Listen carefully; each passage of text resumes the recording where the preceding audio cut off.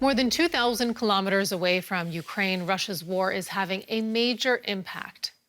The Arctic was once a zone free of geopolitical tension, but its plentiful resources and maritime routes have increased its importance for many countries.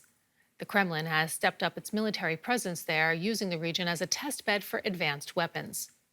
And NATO countries are also focusing on the far north.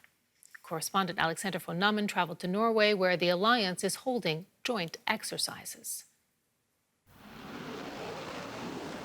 F-35 fighter jets taking off for a training mission in the Arctic. Norwegians are practicing together with their comrades from Finland and Sweden. Lieutenant Colonel Matrix tells us this drill is specifically for younger pilots to train a basic skill, the one-on-one dogfight between two aircraft. The reason we're doing that is it's still an important skill set, even though we have new airplanes with a lot of different sensors and weapons that are really good, but we still need to practice that skill set, and it's a good opportunity to do that on this exercise. Especially now that NATO is stepping up its focus on the Arctic. It's a region rich in resources and one where the alliance is facing competition for power and influence. By conducting military exercises like the one here, NATO countries want to make sure they're able to stand up to any challenge, and those challenges have been growing in recent years. Russia has been building up military presence in the region, both on the ground and at sea. Indeed, Russia's influence spreads across half of the Arctic. According to Western sources, its military bases now outnumber NATO's outposts in the region. Time and again, Norwegian fighter jets scramble to intercept Russian planes in NATO airspace, 26 times this year alone. Russia's movements in the region are of particular concern to NATO, not least since the Kremlin's order to invade Ukraine. There is a real fear of the war spilling over into NATO territory. Seeking protection, Finland has joined the alliance and Sweden is waiting to become a member too. The Swedish squadron commander tells us his pilots understand what's at stake in the Arctic. The seriousity in the situation is really something else today, of course, than it was maybe 10 years ago. So we realize the importance of what we're doing in our training, and everyone is very focused and in their own capabilities, and also to build the defense planning with our neighboring countries so that we stand strong together. And by training together, the Nordic nations hope they will be ready for any contingency. Let's get more. Correspondent Jack Perrick is standing by with the view from Brussels. So as we've been hearing there, Jack, these are the second joint military exercises conducted by Norway, Sweden and Finland in the Arctic in just 2 months. Walk us through why the Arctic is so important for NATO members. Well, mainly now it's in response to Russia, and as we heard in the report, the build-up of the Russian military bases that's been happening in the Arctic. But all of this is to do with the warming temperatures in the Arctic, meaning that the summer sea ice especially has been reducing, and that this means that this now becomes a viable shipping route, a trade route, which ships can go through, which are much quicker to take things from Asia into Europe, for instance, which would otherwise have to go through the Suez Canal into the Mediterranean. So Russia has seen this as an opportunity, frankly, and the rest of the world is also understanding that this Arctic shipping route is also of value to them. Russia moved quickly, and now we're seeing NATO member countries try to move quickly as well. Also, in the sea, with the ice caps melting, there is an understanding that there's also oil and natural gas and precious metals, potentially palladium and nickel, for instance.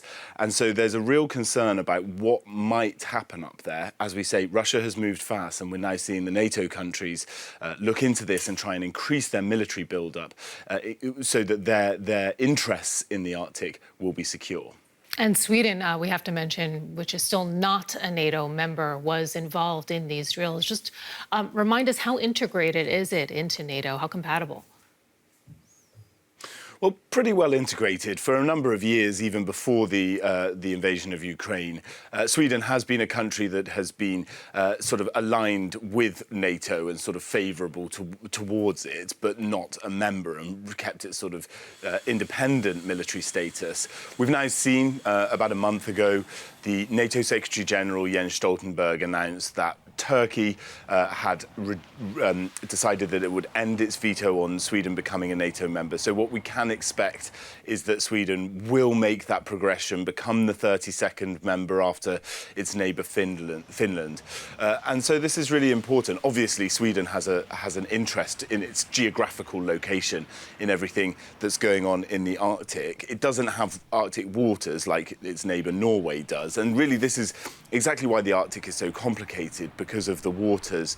They sort of overlap. There's no real clear agreement. Climate change has meant that the ice caps are melting, and that's really opening up the opportunities or concerns, depending on which way you look at it.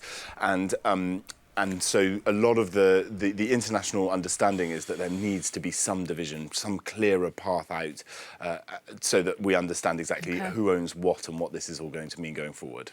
DW's Jack Perrick in Brussels. Thank you so much. And to get some analysis, we are joined now by Katarzyna Zisk. She is a professor of international relations and contemporary history at the Norwegian Institute for Defense Studies. In her work, she focuses on Russia's military strategy, nuclear deterrence, maritime security, and geopolitics in the Arctic. She joins us from Oslo. Welcome to the program. Thank you so much for joining us. We've been hearing a lot about, NATO's military drills, but I'd just like to ask you from the Russian perspective, because we understand that Russia's naval and air force units conducted large-scale drills in the Arctic this month, and Russian media say that there are more drills planned. Why is the Arctic so strategically important for Russia? There is a number of reasons. First of all, just across the border with Norway on the Kola Peninsula, Russia has the strongest part of the Russian Navy, the Northern Fleet, which hosts the largest share of Russian strategic submarines. There are important other assets, their offensive capabilities, defensive capabilities. And so this region still plays a central role in Russian military strategy. This is about nuclear deterrence in a potential conflict, for instance, with NATO or the United States. This region will play a very central role. And of course, there are also natural reaches in the region, the strategic sea lines of communications that are opening in the region, which Russia also wants to protect. But as the war and the tensions in relations with NATO have increased, the Arctic has also accelerated its role as another arena of confrontation between Russia and the West. And I think also with the accession of Sweden and Finland to NATO, the security importance of the region to Russia actually is set to further increase, as we have seen confirmed in strategic documents, in high-level speeches, and also in Russian military activity in the region. And you wrote, interestingly, about Russia's military buildup in the Arctic already back in 2020. You raised the question, to what end? So what do you think Russia's end game really is here?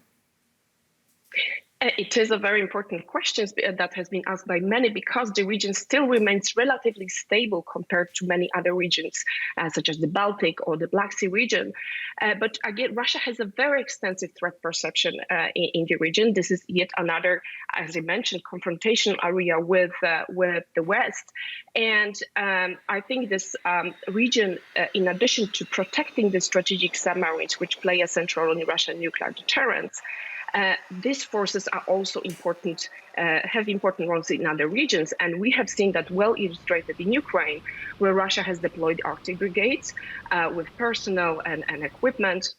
The warships from the Northern Fleet. Russia experienced heavy losses. It will take years to rebuild that force, but importantly, apart from the ground forces, the Northern Fleet sea and air capabilities are largely unaffected by the war, which means that the Northern Fleet plays for Russia an important role to potentially threaten land targets in NATO, in Europe, and strategic sea lines of communications in the North Atlantic. So the region plays a role at the local, at the region, but also have some global roles there as well. We mentioned NATO members, other states are also conducting military drills in the region. Who do you think has the upper hand at the moment? I think that there is still an asymmetry of power in the region in Russia's favor, and this is why NATO had to take steps to strengthen its presence in defense and deterrence in the region. Over the past decade, Russia has added new submarines, naval warships, air and land-based assets to the Northern Fleet, giving it more offensive profile. And as I mentioned, despite the losses part of the force experienced in Ukraine, it is still capable. This is a force that is still capable of conducting its core missions, including posing a direct threat to NATO. And again, this is a problem that NATO has to address, given what we've seen Russia is capable of over the past years. Katarzyna Zisk from the Norwegian Institute for Defense Studies in Oslo. Thank you so much. Thank you.